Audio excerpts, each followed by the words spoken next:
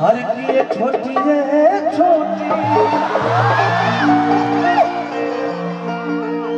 सांस्कृतिक कार्यक्रम भाई माहौल अभी चली बाकी कुल बात नहीं। बहुत बॉम्बे से लोग हीरोइन लोग कब लेके बॉम्बे से लोग आए।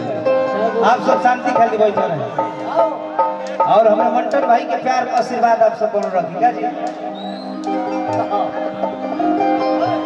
कहे का भाव असुतोहन जी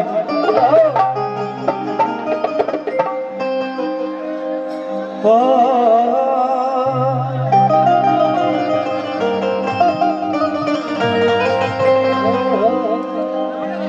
हे भाई तुहार कृपा केकरा पर ना पड़ल जेकरा पर पड़ल नीचे से ऊपर हो गई जीरो से हीरो हो गई भाई। दिल से रउआ से बीती बहे मतारी कि आप यही तरह सबके आशीर्वाद देते रहिए अपना लइकन के। और कहे का भाव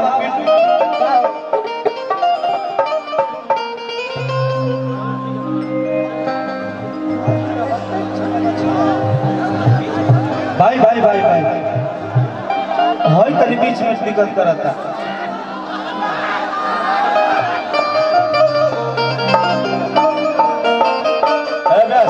एगो गीत गौले रहने हर की हरियर हरियर निमिया गछिया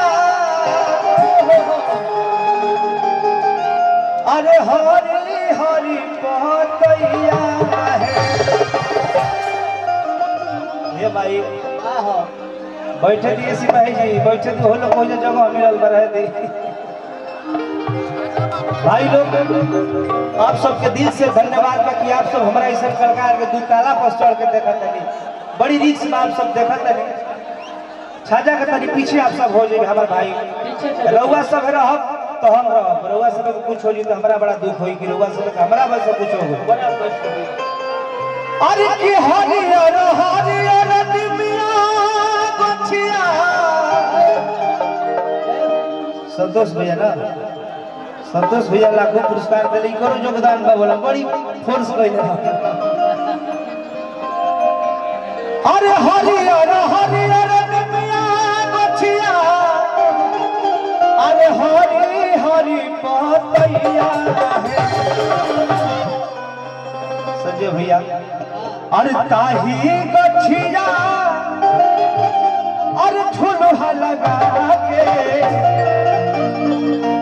अरे झूलली मोरी मैया छोटे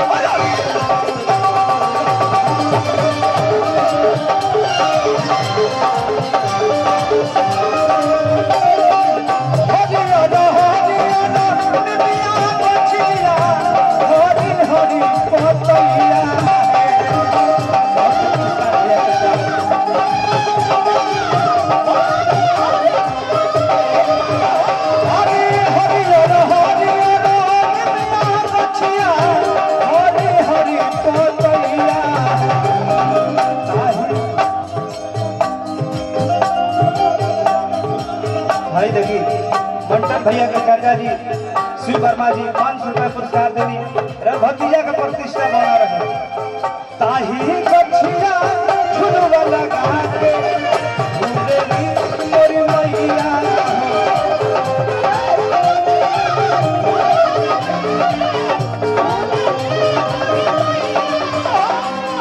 कैलाश वर्मा जी लाखों लाखों पुरस्कार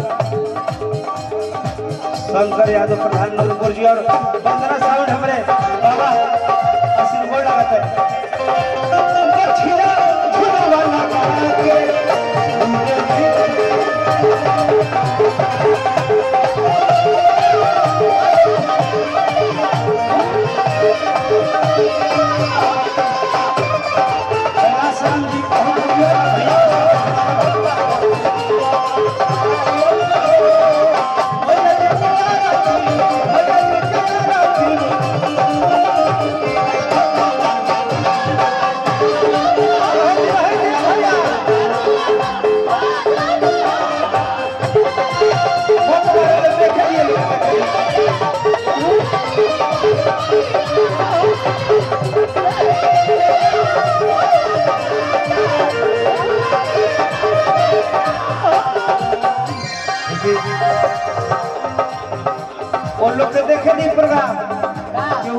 पर बोली आप सब नहीं देखो क्या मतलब है से पहले रुपये बटवाले संजय सिंह जबर भाई और भाई लाखों का पुरस्कार और बलिया के सुल्तान जान सब हो हमारे भाई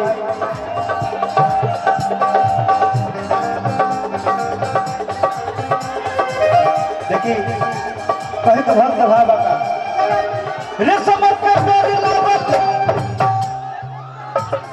बड़ा प्यार से देखिए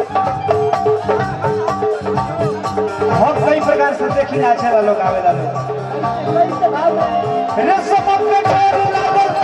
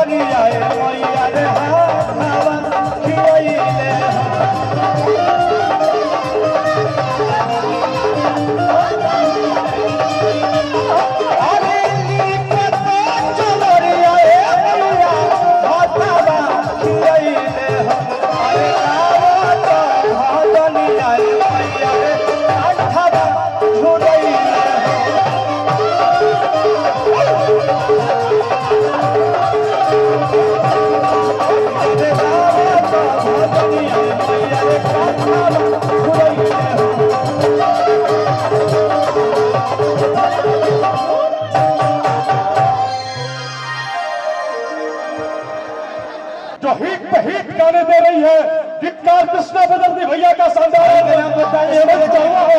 मैं चाहता हूँ एक बार तालियां और बजा दीजिए। भोजपुरी की एक ऐसी कलम जिसने जब लिखा तब हिट लिखा और 1.5 साल से कोई रिकॉर्ड आज तक भोजपुरी में ध्वस्त न हुआ, उस मिजाज के गीतकार का नाम है कृष्णा बेदर्दी जो इस मंच पे मंचासीन हो चुके हैं। और आइए हमारी तमन्ना है कि सभी कलाकारों का हार्दिक स्वागत करते हुए प्रमोद प्रेमी यादव जी के साथ सभी कलाकारों को पूरा मान सम्मान शिव कुमार मंटू भैया के मंच पर मिल रहा है। हमारी तमन्ना है कुछ महिला कलाकार वहां रोड पे हैं, हाँ उनको आने दिया जाए सर। आइए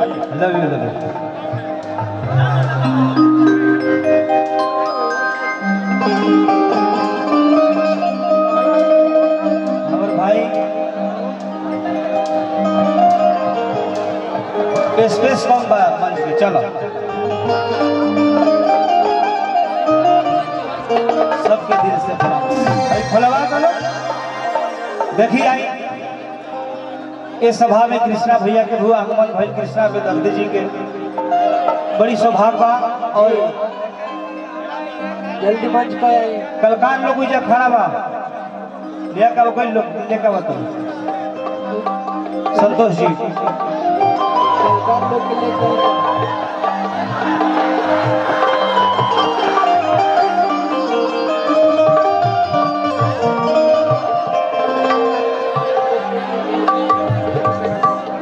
राजीव मिश्रा जी कलकत्ता से आयल। चलिए भक्ति के भाव ओकरा बाद कार्यक्रम लोकगीत के शुरू कर एगो गीत बड़ा गाइले हम प्यार से शिवम भैया माई बहन लोग आवेला हर की रोवेले बाझिनिया मैया जय हो भाई। आज 4 साल पहले गीत हम बोले रहने आप सब बड़ा प्यार लव यू मेरे भाई लोग सब लोग बात दिल से सबको बड़ा आप सब शांति बना के रहे। अब कार्यक्रम शुरू करो